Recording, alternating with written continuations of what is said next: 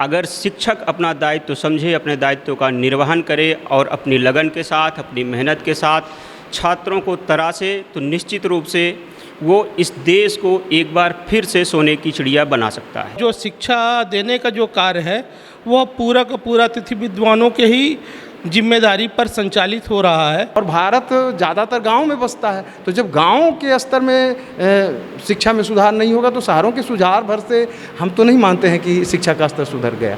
तो फिर जो प्राचीन समय की स्थितियाँ थी जहाँ की गुरु लोग शिक्षा दिया करते थे, तो मतलब बेवजह थे वो, उनको तो नियुक्त नहीं करना चाहिए था, उनको पढ़ाना नहीं चाहिए था, उसको बच्चे खुद अपने से पढ़ लें। ये तो आसान नहीं होगा।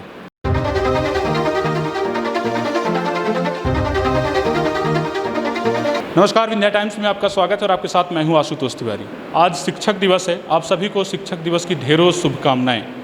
लेकिन यह कहना गलत नहीं होगा कि किसी भी राष्ट्र के निर्माण में शिक्षकों की भूमिका अहम होती है।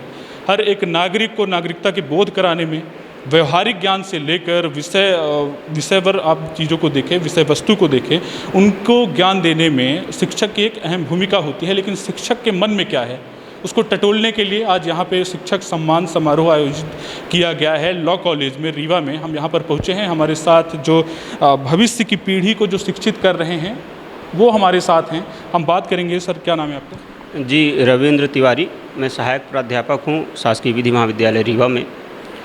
आज पहली बात तो शिक्षक दिवस है, इसलिए मैं इस देश के सभी शिक्षकों को अपनी तरफ से बधाई देता हूँ। देखिए, अभी थोड़ी देर पहले आप ही से बात हो रही थी तो आपने कहा कि प्रलय और निर्माण शिक्षक की गोद में पलता है। बिल्कुल 100% आपकी बात सही है। अगर शिक्षक अपना दायित्व समझे, अपने दायित्व का निर्वहन करे और अपनी लगन के साथ, अपनी मेहनत के साथ छात्रों को तराशे, तो निश्चित रूप से वो इस देश को एक बार फिर से सोने की चिड़िया बना सकता है। लेकिन कुछ दुर्भाग्य भी हमारे साथ जुड़ा हुआ है। शिक्षक को जितना समय अध्यापन में देना चाहिए वो कुछ व्यवस्थाओं के कारण नहीं दे पा रहा है।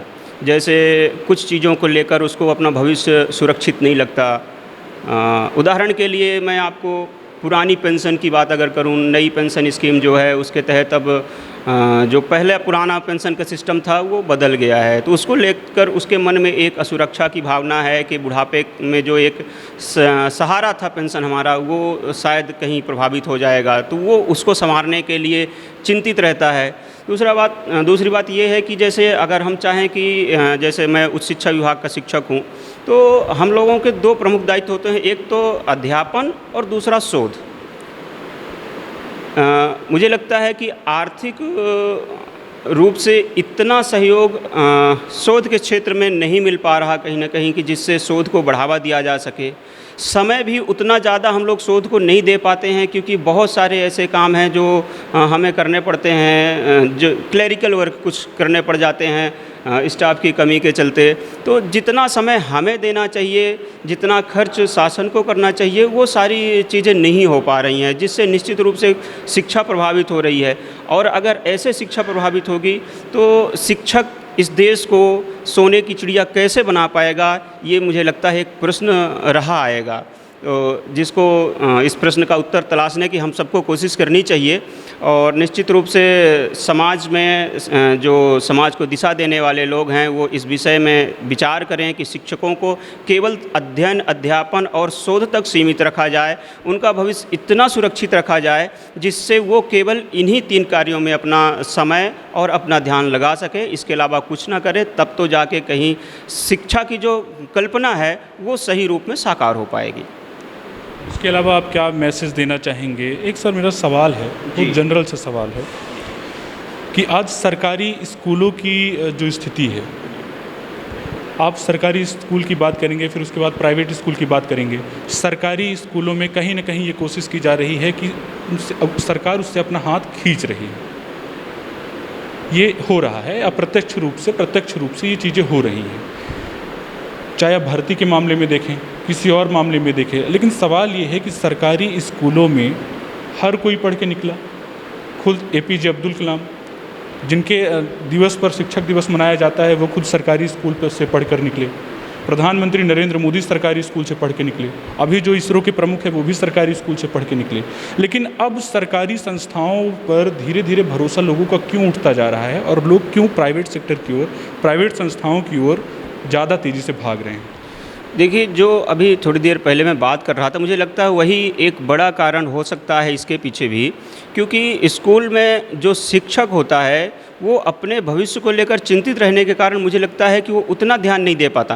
प्राइवेट स्कूल का जो शिक्षक है वो एक तरह से मानसिक रूप से तैयार रहता है कि मुझे इस परिस्थिति में काम करना है, केवल अध्ययन अध्यापन करना है, इसके अलावा कोई काम नहीं करना है।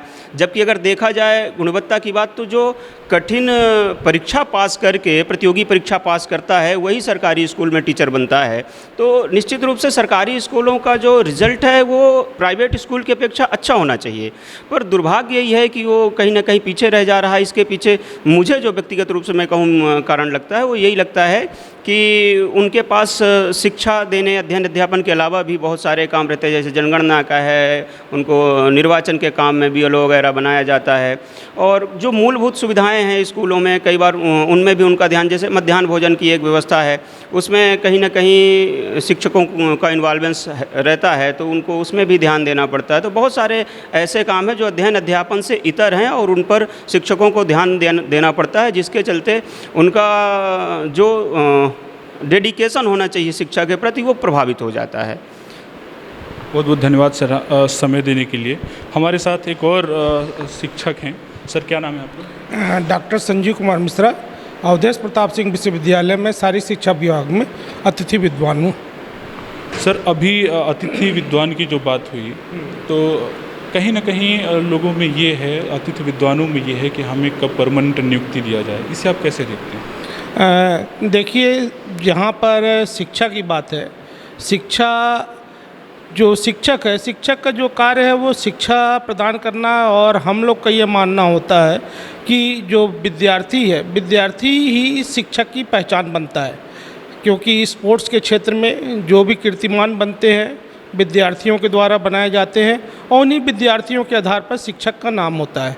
पर आज की जो परिस्थितियाँ चल रही हैं, जब शिक्षक ही अपने आप पे जंजीरों से जकड़ा हुआ है, उसको अपने परिवार और अपनी चिंता खुद खाए जा रही है, तो अपने वो विद्यार्थियों को आगे कैसे बढ़ा सकता है?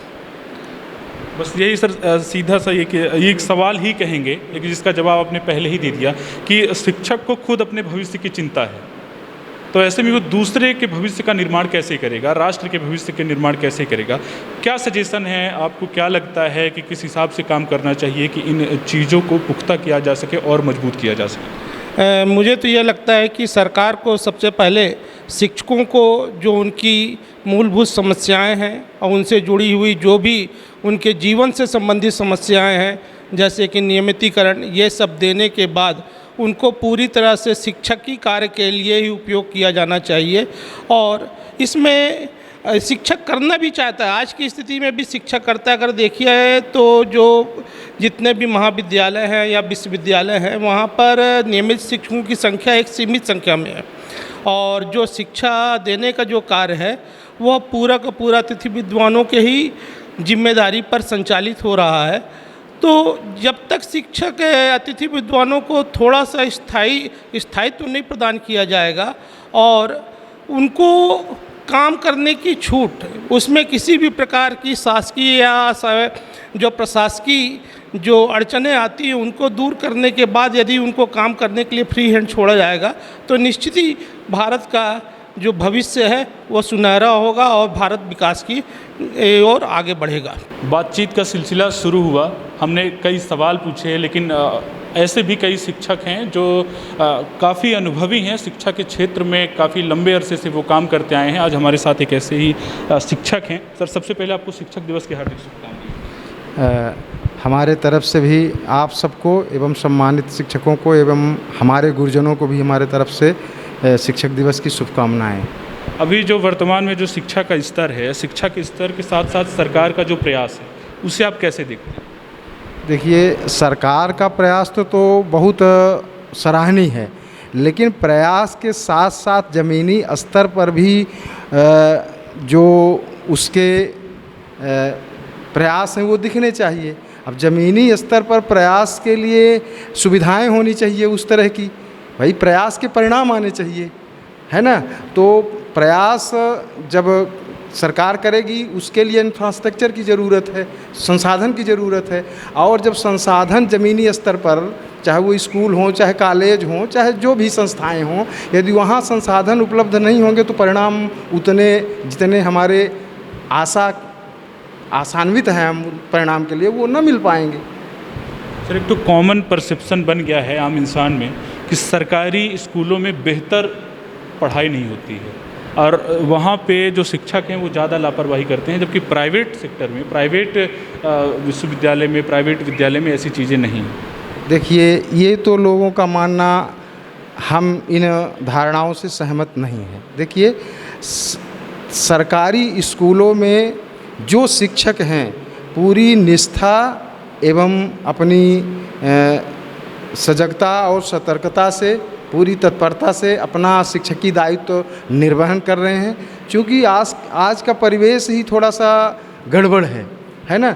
लेकिन जो संसाधन हैं उनके पास, उन संसाधनों के साथ वो पूरी तत्परता से, पूरी छात्रों के प्रति संवेदनशीलता के साथ अपने दायित्व का निर्वहन कर रहे हैं। संसाधन के अभाव में देखिए, जो प्राइवेट संस्थाएं हैं वो पूरी तरह से संसाधन युक्त हैं, लेकिन सरकारी स्कूलों में संसाधन की कमी की वजह से और कार्य की अधिकता की वजह से उन छात्रों के साथ उतना समय नहीं दे पाते जितना प्राइवेट स्कूल वाले दे पाते हैं। देखिए, सबसे बड़ी बात यह है कि हमारे स्कूल, सरकार ने एक मापदंड निर्धारित किए हैं शिक्षकों के लिए कि एक शिक्षक पर 35 छात्र होने चाहिए। अब जिस विद्यालय में 150-200 छात्र हैं वहाँ एक शिक्षक तैनात है ना। और शिक्षक काम, उसको स्कॉलरशिप का भी करना है, उसको मध्याह्न भोजन का भी करना है, उसको तरह तरह की अन्य गतिविधियाँ विद्यालय में संचालित हैं उनको भी कार्यान्वित करना है। लेकिन शिक्षक एक ही है, तो जितना समय प्राइवेट वाले दे पाते हैं उतना समय सरकारी वाले कहाँ दे पाते हैं। तो वो शासन की व्यवस्थाओं के अभाव के कारण, शासन व्यवस्था नहीं कर पा रही है जितनी उसकी सोच है, उस स्तर से व्यवस्था का अभाव है, इसलिए उतना रिजल्ट वो नहीं दे पा रहे हैं। बनस्पत ये कि ये कोई कहे कि प्राइवेट संस्थाएं अधिक अच्छी हैं, तो हम तो ऐसा मानने के लिए बहुत तत्पर नहीं हैं। बिल्कुल सही कहा आपने। आज जो भी बड़े ओहदे में लोग हैं अधिकतर उनमें सरकारी स्कूलों से निकले हुए लोग हैं, जिनको पहले जिन्होंने पढ़ाई की। सब दूसरा सवाल यह भी है कि सवाल इसलिए भी खड़े होते हैं क्योंकि अभी जो इंफ्रास्ट्रक्चर है, अभी जो अधोसंरचना है ग्रामीण इलाकों में, हर 2-3 किलोमीटर के दायरे में प्राइमरी स्कूल, मिडिल स्कूल आपको मिल जाएगा। 10 किलोमीटर के दायरे में हायर सेकेंडरी, ऐसी सुविधा है अभी।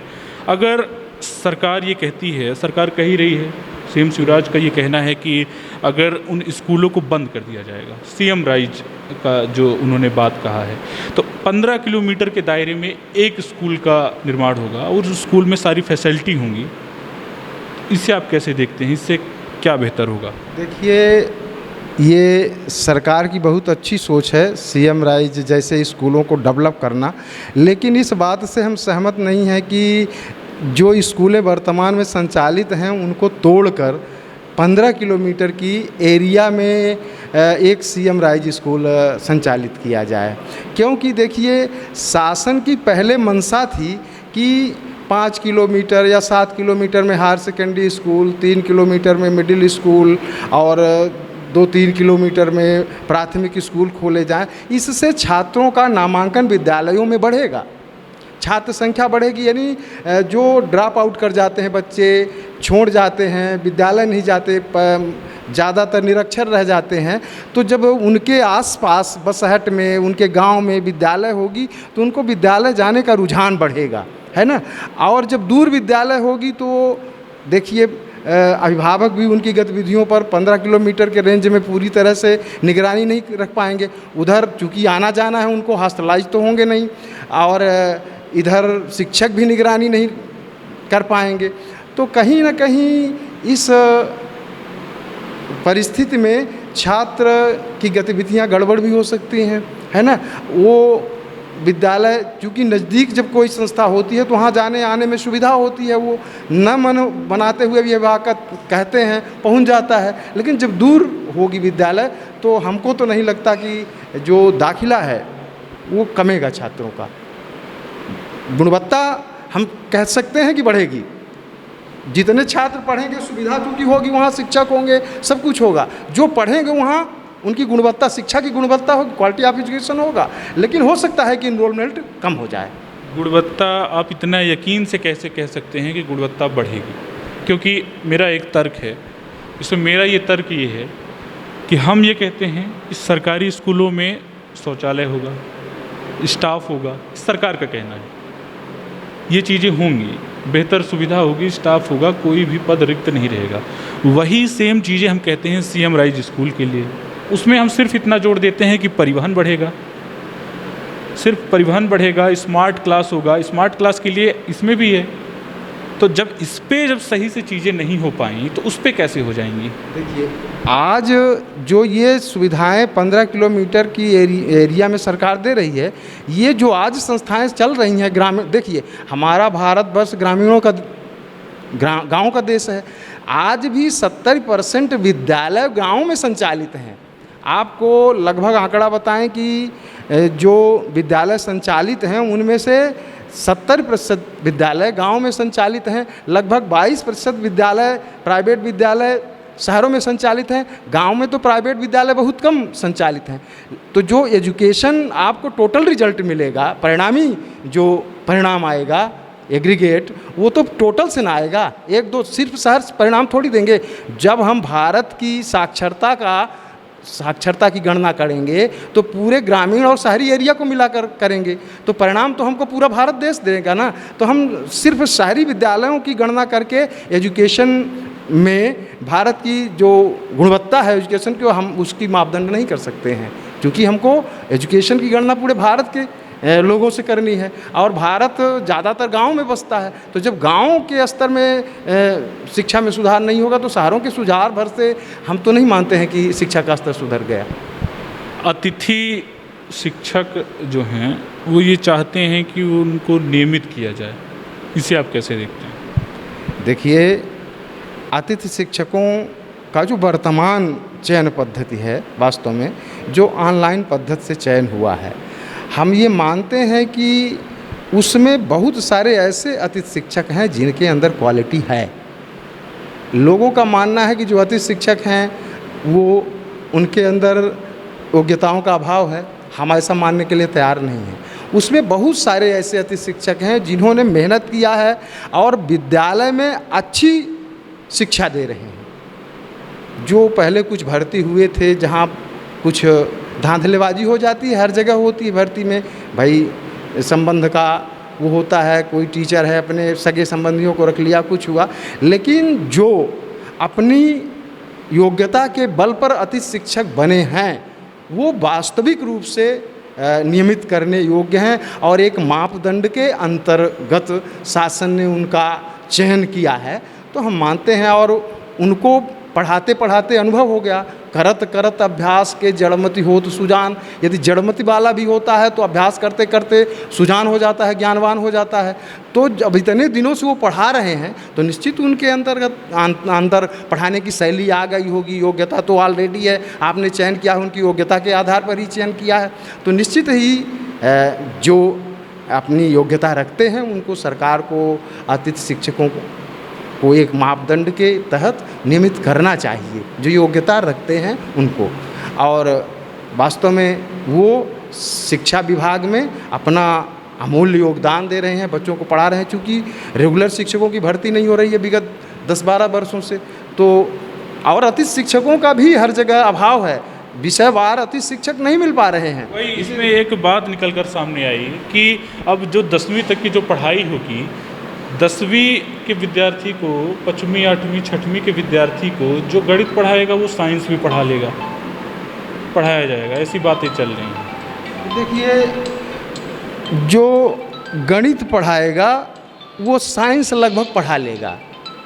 देखिए, पहले क्या था कि विषय के मान से शिक्षक की नियुक्ति होती थी, एक भाषा शिक्षक की नियुक्ति होती थी, एक गणित विज्ञान शिक्षक की नियुक्ति होती थी और एक एसएसटी शिक्षक की नियुक्ति होती थी मिडिल विभाग में। तो यदि उसके अंदर काबिलियत है तो प्राइमरी स्तर और फिर सर विषय विशेषज्ञ की ज़रूरत ही ख़त्म हो जाएगी। विषय विशेषज्ञ अगर बच्चे पढ़ रहे हैं, अगर वो साइंस की क्लास में हैं तो उन्हें विषय विशेषज्ञ जब पढ़ाएगा तब तो बात बनेगी। क्योंकि कॉलेज में हम देखते हैं साइंस भी है तो फिजिक्स अलग, केमिस्ट्री अलग, अलग अलग प्राध्यापक होंगे, अलग अलग अध्यापक होंगे। तो ये कैसे संभव है कि गणित वाला साइंस पढ़ाएगा और साइंस वाला गणित पढ़ाएगा उतना ही बेहतर पढ़ा लेगा? देखिए, एक जो गणित का शिक्षक है वो ग्रेजुएशन साइंस के साथ किया है। विशेषज्ञ ग्रेजुएशन तो सब साइंस के साथ किया है, ठीक, लेकिन विषय विशेषज्ञ की जो बात होती है उसके बाद जब वो एमए किया होगा तब विषय विशेषज्ञता तो में बदलाव हुआ, उस हिसाब से हम बात कर रहे हैं। देखिए, एक विषय में परिपक्व होना ही विषय विशेषज्ञता है ना। लेकिन जो मिडिल तक का स्तर है, मिडिल जहां हम 8वीं तक के स्तर की बात कर रहे हैं, हाई स्कूल और हायर सेकेंडरी में खासकर विषय विशेषज्ञ की आवश्यकता है फिजिक्स केमिस्ट्री पढ़ाने के लिए, गणित पढ़ाने के लिए।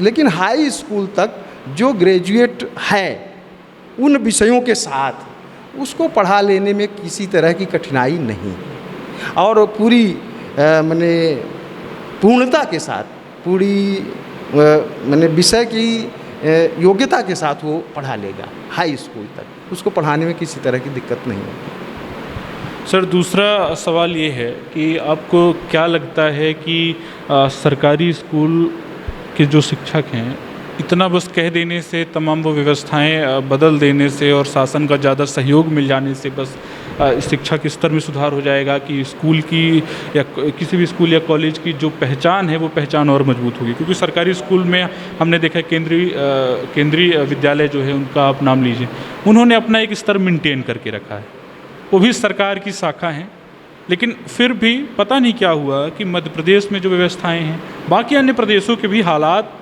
इसी तरह हैं और कमोबेश इससे भी ज़्यादा खतरनाक हो सकते हैं। लेकिन हम जब बात करते हैं कि केंद्रीय विद्यालय की जब आप बात करेंगे, उसने अपना एक स्टेटस अभी भी बना कर रखा है। इसके पीछे की क्या वजह हो सकती है? क्या नेतृत्व की कमी है? क्या उन गाइडलाइन की कमी है? या उस तरह से गाइडेंस नहीं मिल पा रहा है जो यहाँ के जो शिक्षक हैं? क्या कमी हो सकती है कि यहाँ की जो सरकारी स्कूल के जो शिक्षक हैं, चाहे अब शहरों की बात आप छोड़िए, शहरों के बाद अब अगर आप गाँवों में जाइएगा, शिक्षा मित्र से जो शिक्षक बने हैं, बहुत सारी ऐसी नियुक्तियां हुई हैं जिनको ज्ञान का स्तर उनका बहुत कम है। इसके पीछे की वजह आप क्या मानते हैं? देखिए, हम तो यदि वो शिक्षक है तो हम तो ये नहीं मानते कि उनके ज्ञान का स्तर निम्न है ना। हम पहले भी बता चुके हैं आपको कि यदि हम मान लेते हैं कि वो बहुत टैलेंटेड नहीं है कोई शिक्षक, लेकिन यदि वो पढ़ा रहा है कई वर्षों से अनवरत, तो उसके अंदर ऑलरेडी वो साहस आ जाता है, वो योग्यता आ जाती है शिक्षक के अंदर कि वो पढ़ाने के बिल्कुल एक परिपक्व शिक्षक बन जाता है। ये तो शिक्षक मैं गया था गांव में गया था, पड़रिया गांव है, रायपुर करचलियान अंतर्गत है। उस गांव में जब मैं शिक्षक के पास गया तो वो, आप यकीन नहीं होगा, वो स्पेलिंग नहीं लिख पा रहे थे, सही स्पेलिंग नहीं लिख पा रहे थे। देखिए, ऐसा है कि शासन की बहुत सारी व्यवस्थाओं के अनुरूप हम ये मानते हैं कि कुछ ऐसे शिक्षक हो गए होंगे भर्ती। जैसे देखिए, शिक्षा गारंटी में कुछ शिक्षक थे, कई बार परीक्षाएं ली गई, नहीं क्वालिफाइड हो पाए, फिर भी उनको उनके अनुभवों को देखते हुए उनको वहाँ पर नियमित किया गया। तो हम मान सकते हैं कि काबुल में भी गधे होते हैं, तो हो सकते हैं एक आध दो शिक्षक आपने देखा होगा, लेकिन ज़्यादातर शिक्षक मेहनत करने वाले हैं, पढ़ाने वाले हैं, योग्य हैं और अपनी बच्चों के प्रति पूरी तरह से संवेदनशील हैं और पढ़ाते हैं। नहीं पढ़ा रहे हैं। मैं बताया तो कि सरकारी स्कूलों से निकले हुए लोग बड़े ओहदों पर हैं, बड़ी जगह पर हैं, अच्छे टैलेंटेड लोग हैं। आपको बताएं, आज शिक्षक दिवस है और हमने पढ़ा है सर्वपल्ली राधाकृष्णन की बायोग्राफी। आंसू आ जाते हैं ऐसे महान विभूति को याद करते हुए कि जिनको आजीविका के लिए सर्वपल्ली गांव छोड़कर तिरुवतनी आना पड़ा। उनके पास पैसे नहीं थे किताब खरीदने के लिए। उनकी इच्छा थी कि हम ला करें, ला नहीं कर पाए। वो दिन था। आज शासन सुविधाएं भी दे रही है, किताब दे रही है, कापी दे रही है, स्टाइपेंड भी दे रही है। माना हमने कि पर्याप्त नहीं है, लेकिन शासन की मंशा है कि छात्र पढ़ें, सुविधाएं दे रही है। अब देखिए, कुछ कहीं न कहीं अभिभावक, शिक्षक और छात्र में समन्वय की भी कमी है ना। जिस तरह से हम प्रेरित करना चाहिए बच्चों को, उस तरह से प्रेरित न कर पाएँ, ये थोड़ा सा हमारी कमी हो सकती है ना। कुछ कमी हमने बताया कि शासन स्तर से भी है कि काम का बर्डन ज़्यादा है और तादाद में शिक्षक कम है। तो जब काम की दिशाएं बट जाती हैं, कई और ध्यान हो जाता है, तो स्वाभाविक है कि जिस काम पर हमारा मुख्य फोकस होना चाहिए डाइवर्ट हो जाता है। तो ऐसी भी स्थिति है। शिक्षकों का अभाव, संसाधनों का अभाव, ये सारी परिस्थितियां हैं देखिए शिक्षकों के साथ। अगर सरकार की मंशा होती, शासन की मंशा होती, आपने कहा मंशा है, कहीं ना कहीं है, ठीक है, कर रही, वो अपने स्तर पर कर रही है। एक बड़ा सवाल ये है कि जिन लोगों ने पात्रता परीक्षा दिया, रिजल्ट आया, पास हुए, दस्तावेज का सत्यापन हुआ, जो लोग पास हुए, जिनकी नियुक्ति होनी थी, उनकी भी अभी तक नियुक्ति नहीं हो पाई है। इसके पीछे की वजह क्या हो सकती है? अगर मंशा ही है तो नियुक्ति होना चाहिए। नियुक्ति होना चाहिए, निश्चित नियुक्ति होनी चाहिए। बहुत क्वालिफाइड लोग पास हुए हैं, जिनके अंदर योग्यता है, उन्होंने व्यापम का एग्ज़ाम पास किया है।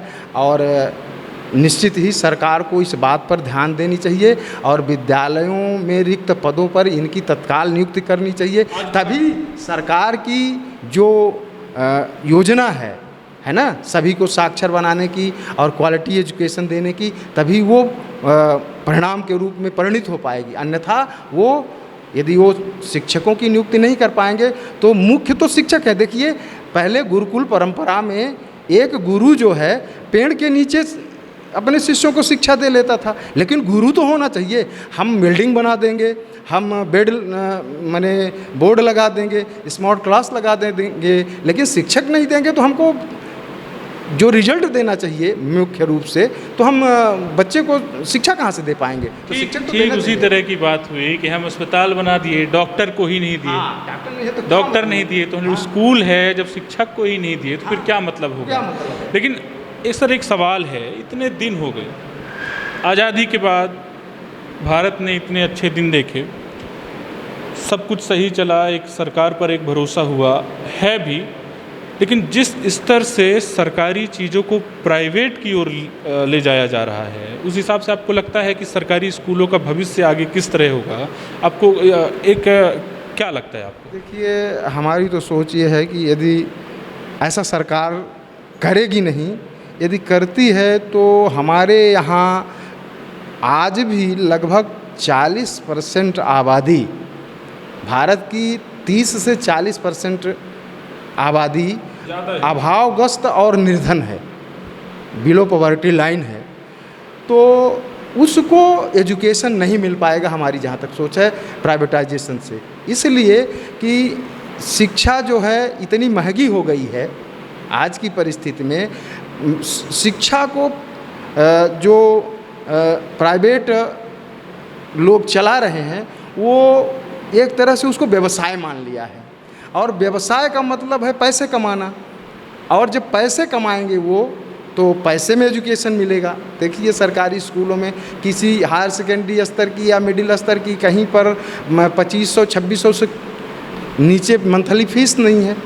और हमारे यहाँ का आम व्यक्ति गांव का, उसकी आमदनी मंथली मुश्किल से 300 रुपये 400 रुपये, या आप इनवल ले लीजिए जो कृषक मजदूर है उसकी आमदनी ही नहीं है, जो कृषि पर आधारित है, तो वो फिर एजुकेशन कैसे दे पाएगा। हम तो नहीं मानते हैं कि ये पॉलिसी बहुत अच्छी है। सरकारी स्कूलें संचालित रहना चाहिए, सरकार की ऐसी मंशा होनी चाहिए, और तभी यहाँ के सारे लोग शिक्षा प्राप्त कर सकेंगे। और शिक्षा देखिए जीवन की पूर्णता को प्राप्त करने का एक जरिया है, उसी से हम अपनी प्रगति को निर्धारित करते हैं, अपनी लक्ष्य को प्राप्त करते हैं, क्योंकि शिक्षा विचारों की जननी है। यदि हम शिक्षित होंगे तो अच्छे विचार आएंगे, अच्छे विचार आएंगे तो हम अच्छा सोचेंगे, अच्छा करेंगे, है ना, अपने परिवार को आगे ले जाएंगे, परिवार आगे बढ़ेगा तो हमारा गांव आगे बढ़ेगा, समाज आगे बढ़ेगा, देश आगे बढ़ेगा। तो शिक्षा जरूरी है।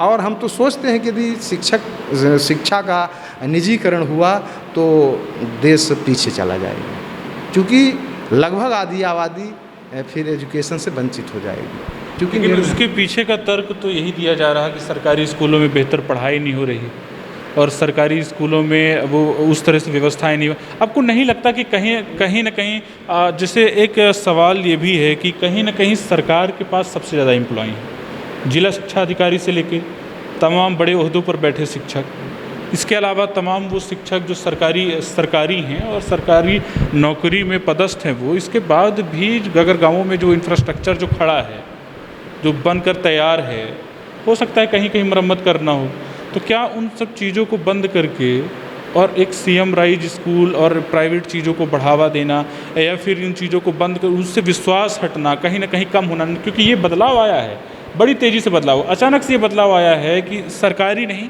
प्राइवेट में पढ़ना चाहिए। तो क्या वजह हो सकती है? क्या सिर्फ पैसा तो दे रही है सरकार, जो टीचर हैं उनको भी पेमेंट कर रही है, लेकिन आपको लगता नहीं है कि देखिए सबसे बड़ी बात हमने बार बार आपसे कहा कि अभावग्रस्त जो विद्यालय हैं, चाहे वो संसाधन रहित हों और चाहे टीचर रहित हों, वो गुणवत्ता कैसे दे पाएंगे। आपके विद्यालय में सपोज करें कि 10 शिक्षकों की जगह है, वहाँ 2 शिक्षक कार्य कर रहे हैं, तो डीओ क्या करेंगे, शिक्षा विभाग के अधिकारी क्या करेंगे। जब तक शिक्षक नहीं मिलेगा उसको, और छात्र 200 हैं, 250 हैं, लेकिन 2 ही शिक्षक हैं, तो कैसे वो एजुकेशन दे पाएंगे। सबसे बड़ी बात ये है। तो ये कंपेयर करना, आप देखिए प्राइवेट स्कूल में संसाधन भी दे रहा है जो स्कूल संचालक है, मॉनिटरिंग भी कर रहा है, मॉनिटरिंग के साथ शिक्षक भी दे रहा है। यदि उसकी एक कक्षा के पीछे उसके कम से कम 2 विषय शिक्षक होते हैं, हमारे यहाँ एक भी विषय शिक्षक नहीं है। तो जो प्राइवेट स्कूल वाले हैं वो उनकी जो व्यवस्थाएं हैं ज़्यादा चुस्त दुरुस्त हैं, वो व्यवस्थाओं के कारण लोगों का रुझान बढ़ रहा है। लेकिन जो गरीब व्यक्ति हैं वो कहाँ प्राइवेट में जा पा रहे हैं। वो तो देखिए जो ये आपकी RTE के तहत निःशुल्क शिक्षा व्यवस्था है, उसमें भी लोगों को देखिए इस वर्ष बहुत सारी सीटें खाली रह गई, नहीं आ पाए लोग, गांव के लोग नहीं आ पाते, शहर के भी लोग नहीं ले पा रहे हैं। उसमें प्राइवेट स्कूलों में भी न दे रहा है, वो RTE के तहत एडमिशन दे रहा है, लेकिन नहीं ले रहे हैं लोग, खाली सारी सीटें पड़ी रह गई। तो ऐसा नहीं हम मानते हैं। यदि शासन व्यवस्थाओं को दुरुस्त कर ले अपनी सरकारी स्कूलों में, तो प्राइवेट से बेहतर रिस्पांस देंगे सरकारी स्कूल, ये हमारा मानना है। और ऐसा हो भी रहा है। आप देखिए जहाँ संसाधन है, आपके मॉडल स्कूल है, आपके एक्सीलेंस स्कूल हैं, रिजल्ट दे रहे हैं, बेहतर रिजल्ट दे रहे हैं। सरकारी स्कूलों का रिजल्ट बेहतर आ रहा है। रिजल्ट आप देखिए विगत 2-3 वर्ष से उठा के देखिए, बेहतर रिजल्ट आ रहे हैं सरकारी स्कूलों के। तो ऐसा नहीं है। हमारा मानना ये है कि व्यवस्थाओं को दुरुस्त करे सरकार, टीचर दे, सुविधाएं दे, निश्चित ही उसकी मंशा के अनुरूप रिजल्ट मिलेंगे। मंशा में तो संदेह है मंशा में तो संदेह है, लेकिन फिर भी आगे बढ़ते हैं। डॉक्टर सर्वपल्ली राधाकृष्णन ने 40 वर्ष अपने बतौर शिक्षक के रूप में उन्होंने काम किया, राष्ट्र के निर्माण में उन्होंने अहम भूमिका निभाई। उनकी जो संकल्पना थी कि जिस हिसाब से शिक्षा बढ़े, शिक्षकों का सम्मान बढ़े, लोग ज़्यादा से ज़्यादा शिक्षा प्राप्त कर सके, क्या वो हो पाया है?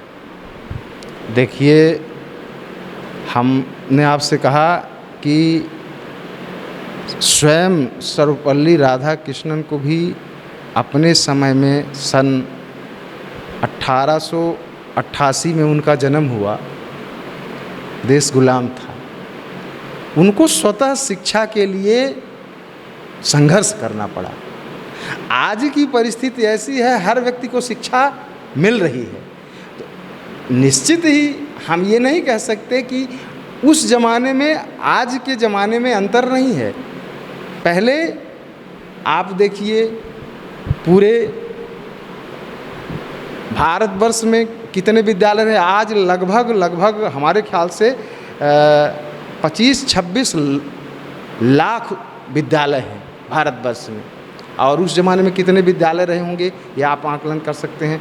गांव में लगभग 10-20 गांव में एक विद्यालय होता था, 10-20 गांव की एरिया में एक विद्यालय होता था। पढ़ने वाले 10-20 होते थे। आज देखिए हर 5 किलोमीटर में, हर 10 किलोमीटर में विद्यालय है, भरपूर छात्रों का नामांकन है विद्यालय में, है ना, और पढ़ाई हो रही है, साक्षरता का प्रतिशत भी बहुत बढ़ा है। तो हम तो ये नहीं कह सकते कि जो संकल्पना थी उनकी सर्वपल्ली राधाकृष्णन की वो साकार नहीं हो रही है। हाँ, गति थोड़ा सा धीमी है, उस गति से नहीं हो रही है जिस गति से उन्होंने सोचा था।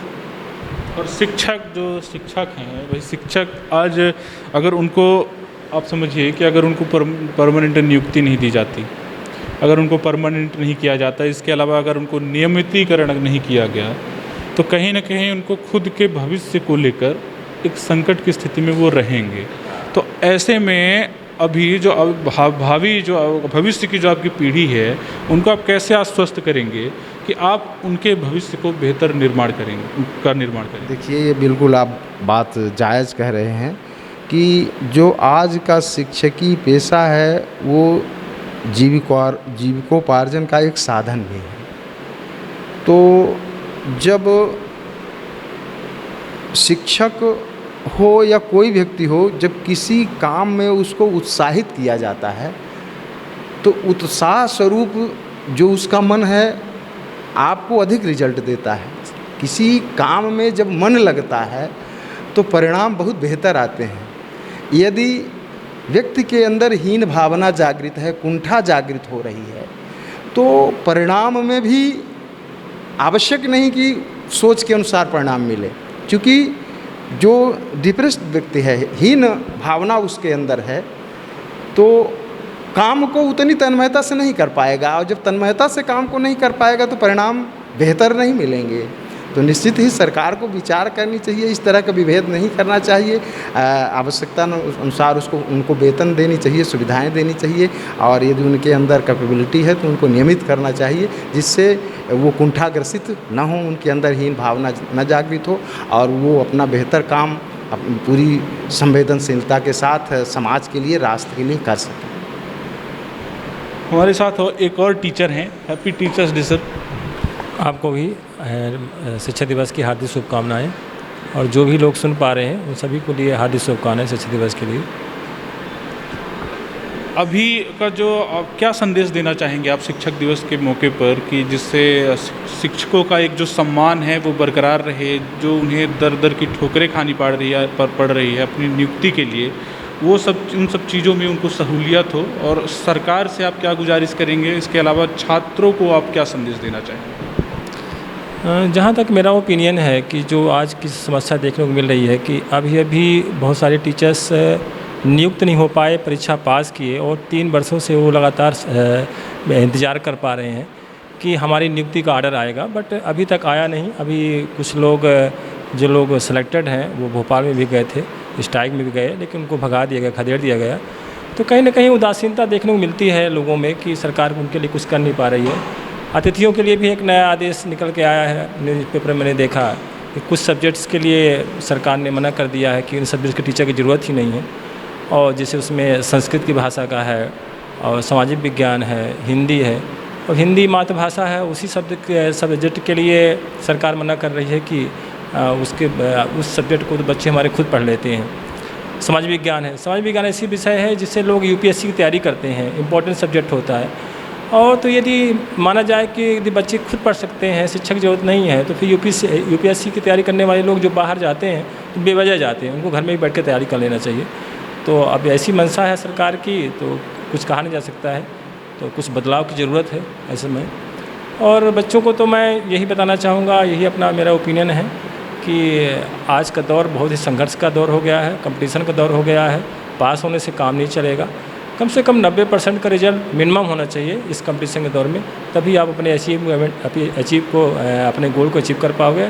अदरवाइज़ मुश्किलें होंगी, सामना करना पड़ेगा, और विशेष तौर से सर्विस सेक्टर के लिए तो बहुत ही कठिन होगा।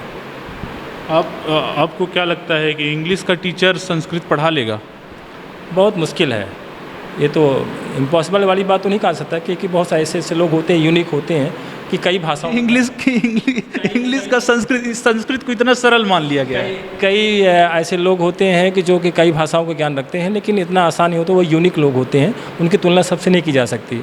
तो संस्कृत का टीचर जो है, जो सब्जेक्ट का एक्सपर्ट है, वही संस्कृत पढ़ाएगा, जो इंग्लिश का जानकार है वही पढ़ाएगा, वो ज़्यादा अच्छा बेहतर कर पाएगा, जहाँ तक मैं समझता हूँ। आपने क्रिकेट में भी देखा होगा कि जो बैट्समैन बैटिंग करता है तो उसको उससे बॉलिंग करवाने की पेशकश नहीं की जाती, वो अलग बात है कि वो कर जाए बॉलिंग, बट बड़े इंपॉर्टेंट उसकी जब सिलेक्शन होता है तो पर्टिकुलर उसके एक फील्ड से होता है, ये तो फर्स्ट बॉलिंग के लिए तो फर्स्ट बॉलिंग के लिए, बैटिंग के लिए तो बैटिंग के लिए, ये नहीं कि उसको ऑलराउंडर में, वो बाद में ऑलराउंडर हो जाए तो बात अलग है, वो बाद में कोई टीचर है तो संस्कृत पढ़ा ले, इंग्लिश पढ़ा ले, वो बात। सर सवाल ये है कि अगर हो जाता है ऐसा, अगर ऐसा होता है कि संस्कृत के टीचर की नियुक्ति ख़त्म, नहीं पढ़ाएगा, और संस्कृत का सब्जेक्ट है, कौन पढ़ाएगा? मुश्किलें हो जाएगी, कौन पढ़े, कोई पढ़ा नहीं सकता। यूनिक की बात छोड़ दीजिए, यूनिक तो कहाँ मिलेंगे यहाँ, यूनिक तो हो नहीं सकते हैं लोग, कि जैसे मैंने सुना था कि नरसिंह राव जी लोग कई भाषा जानते थे, ऐसे बहुत सारे लोग हैं, है ना। तो ये आसान नहीं होगा कि संस्कृत के विषय को, और ये भी बताया जा रहा है सरकार के द्वारा कि वो खुद पढ़ लेंगे, तो खुद पढ़ना भी आसान नहीं होगा। समाज विज्ञान, संस्कृत हो, कोई भी हो, तो फिर जो प्राचीन समय की स्थितियाँ थी जहाँ की गुरु लोग शिक्षा दिया करते थे, तो मतलब बेवजह थे वो, उनको तो नियुक्त नहीं करना चाहिए था, उनको पढ़ाना नहीं चाहिए था, उसको बच्चे खुद अपने से पढ़ लें, ये तो आसान नहीं होगा, बहुत मुश्किल का सामना करना पड़ेगा बच्चों के लिए भी और आने वाले समाज के लिए भी इस रूप से। तो आज शिक्षक दिवस के मौके पर हमने शिक्षकों का मन टटोलने की बात की। इसके अलावा मैं पूरा जानने का हमने प्रयास किया कि आखिर किस तरह की चुनौतियों से वर्तमान की जो शिक्षा है वो गुजर रही है, शिक्षक कितने अभाव में काम कर रहे हैं, उनके मन में क्या है, उनके मन को टटोलने का हमने पूरी तरह से काम किया है। एक सवाल अभी भी है, आखिरी में ये सवाल हम पूछ लेते हैं। सर, नई शिक्षा नीति जो है, पुरानी शिक्षा नीति पे हमने इतने दिनों तक काम किया, नई शिक्षा नीति पे अगर हम आते हैं तो आपको क्या लगता है, क्या कितने बड़े बदलाव होंगे? क्योंकि पुराना का जो था बदलाव हुआ, लेकिन जिस गति से होना चाहिए वो देखने को नहीं मिला। शहर की आप बात छोड़िए, शहर में model higher secondary school, excellence school, इसके अलावा गाँवों में आप जाइएगा तो गाँवों में सरकारी स्कूलों की स्थिति इतनी सही नहीं है, बुनियादी सुविधाएं भी वहाँ पे नहीं हैं। बुनियादी सुविधाओं में अगर आप ये कहते हैं कि सिर्फ स्कूल बना देने से और शिक्षक ना हो, तो फिर वो बुनियादी सुविधा कैसे हुई? तो आपको क्या लगता है कि जो पुरानी शिक्षा नीति है उस पर हमने इतने दिनों तक काम किया और उन पे जब बेहतर सुधार नहीं हुआ, तो नई शिक्षा नीति पे अगर हम आगे बढ़ते हैं तो उसमें क्या हमको देखने को मिलेगा नया? जहाँ तक मेरा ओपिनियन कहता है कि आप किसी बच्चे को डायरेक्ट 12th क्लास में एडमिशन दिला दो और उसको बोलो कि 12th क्लास पास कर ले, वही बात हो जाएगी। क्योंकि गांव की जो स्कूलें हैं जहाँ की उनका स्टैंडर्ड है जो पढ़ाई का, अब वो बच्चा सीधे अब 9th में मैंने अपने स्कूल में देखा है कि 9th में NCERT की बुक को हैंडल कर रहा है, तो उसके लिए बहुत टफ हो रहा है। क्योंकि डायरेक्ट आप किसी को अचानक ऊपर पहुँचा दोगे तो उसको हैंडल कर पाना आसान नहीं होगा। जैसे आप कहेंगे किसी भी गेम के लिए आप सीधे इंटरनेशनल खिला दोगे, उसको प्रैक्टिस नहीं किया है, कभी नहीं किया है, तो क्या खेल पाएगा? नहीं खेल पाएगा। तो वही हमने देख रहा है कि जो जनरल इंग्लिश हुआ करती है, मैंने इंग्लिश में देखा पर्टिकुलर, तो उसका स्टैंडर्ड थोड़ा सा नीचे रहता है, फिर उसके ऊपर थोड़ा सा स्पेशल इंग्लिश होता है। NCERT की जो होती है, जो CBSE में लगती है, तो और ज़्यादा टफ होती है, और जो ISS होती है इंटरनेशनल टाइप की होती है, वो और ऊपर के स्टैंडर्ड की होती है। तो बच्चे इतना कवर नहीं कर पाएंगे, आसान नहीं होगा, उनके लिए बहुत दिक्कतें का सामना करना पड़ेगा, हार्ड वर्क करना पड़ेगा, तभी संभव हो पाएगा। लेकिन सरकार की प्लान है, योजना है, तो उसको सामना तो करना पड़ेगा हर बच्चे। तो हम तो यही मैसेज देना चाहेंगे सभी स्टूडेंट्स को कि वो पढ़ाई का जो उनका टाइमिंग है वो थोड़ा वो बढ़ाएं और ज़्यादा पढ़ाएं, अगर अन्यथा उनके लिए बहुत मुश्किलों का सामना करना पड़ेगा। कई सारी समस्याएं हैं, इसके बावजूद संभावनाएं तलाशने की एक जो आदत है हर एक भारतवासी की, और वो उसका एक रास्ता है और उस प्रक्रिया भी अनवरत जारी है। लेकिन बड़ा दिन है, शिक्षक दिवस है। सभी शिक्षकों को आज के दिन के लिए शुभकामनाएं हैं, लेकिन फिर भी हमें ये ध्यान देना होगा कि आगे हमारी शिक्षा व्यवस्था और सुदृढ़ हो और मजबूत हो, बुनियादी सुविधाएं बढ़े, ज़रूरत की सम्मान मिले तो शिक्षक को वो सम्मान देना होगा। और इसके साथ साथ शासन और सरकार को ये प्रयास करना होगा कि शिक्षक का जो भविष्य है वो सुनहरा रहे, जिससे वो देश का भविष्य जो है, देश का जो निर्माण है वो बेहतर ढंग से